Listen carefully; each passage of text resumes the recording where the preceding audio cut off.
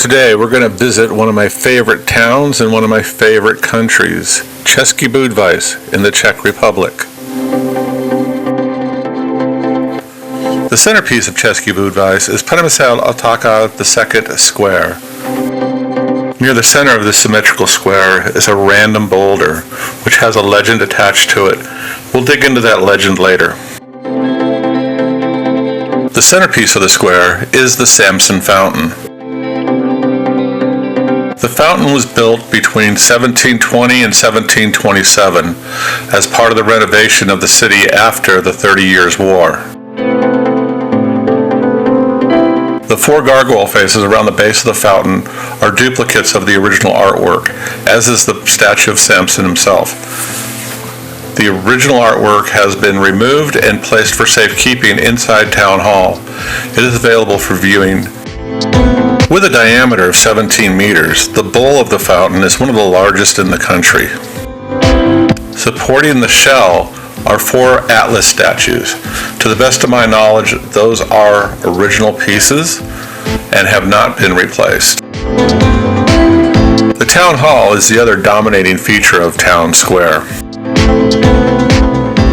I think it sets the tone and the character for the rest of the square. During the Velvet Revolution, over 50,000 Czech citizens protested communism in this square. The 48 colorful buildings that also surround Town Square were initially residences for the area's nobility.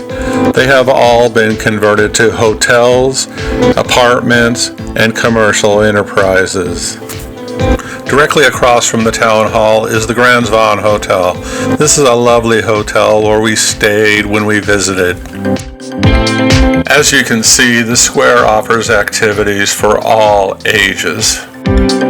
There are weekly concert series during the warmer months, including Christmas and Easter markets. Adjacent to the square are the White Tower at the Dominican Monastery and the Black Tower. In addition to being a symbol of the town's wealth, the tower also provided a service of safeguarding the town from fire. As with a lighthouse, the watchmen and their families actually lived in the tower, along with their farm animals and such.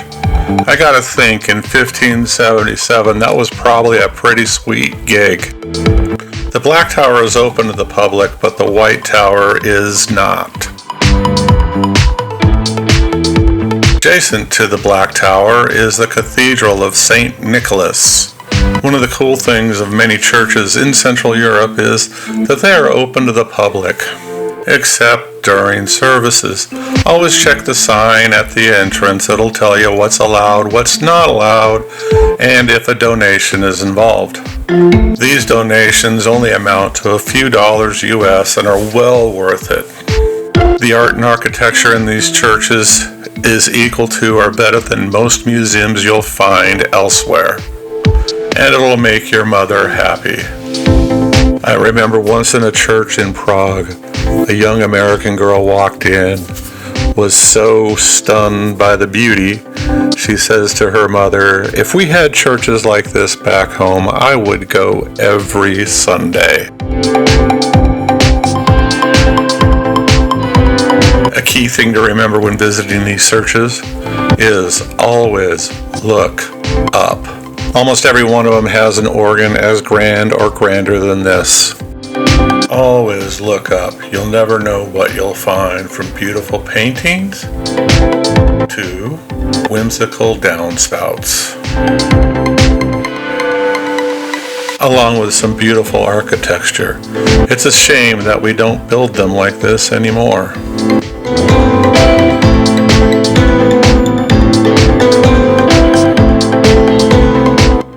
The colors of Old Town Square and the quirky architecture continue throughout the city, as you can see.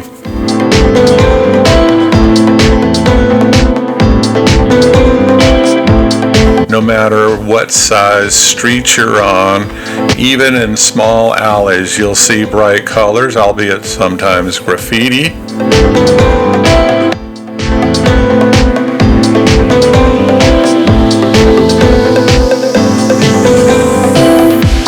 Every time you turn a corner in České Budějovice will be a new vista, something new and interesting to see at every turn. And down this passageway is one of the greatest little coffee shops you'll find. And what looks like an ATM machine is a great sandwich shop. The old city is surrounded by water, whether it be the Flava River or a man-made moat. All this water is prevalent as you walk around the town. There are various bridges spanning the water, or the waterways, and some are very decorative, some are very basic.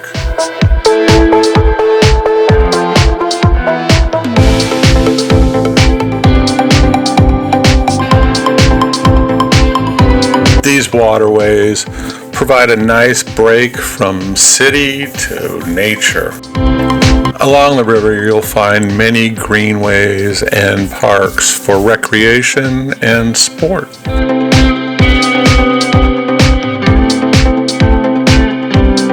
This is a memorial to the Czech pilots of the Czech fighter wing of the RAF. 4 of České Budějovice residents lost their life during the war as pilots in this wing.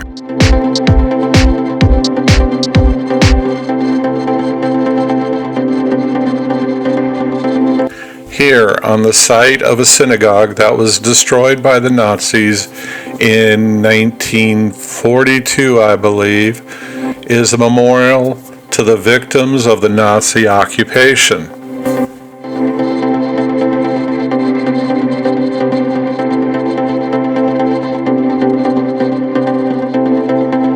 If there ever was a picture that you could smell, this has to be it.